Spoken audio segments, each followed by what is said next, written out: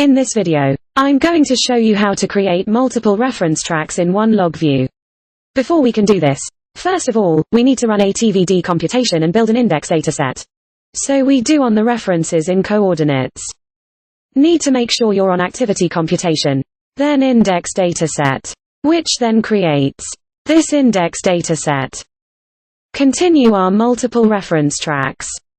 So, how do we display them?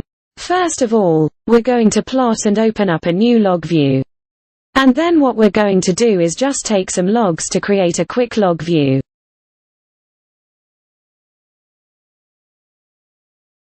There's a matter which ones for now.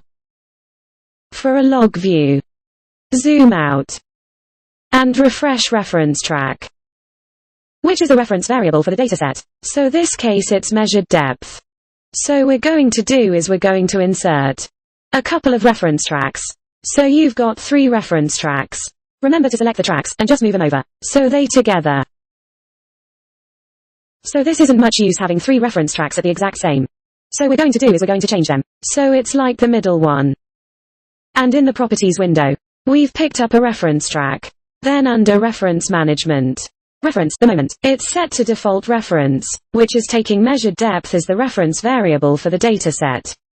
Double click in here, we can choose a different depth. So we're going to choose TVD. And do the exact same for this one. Everyday activity, subc.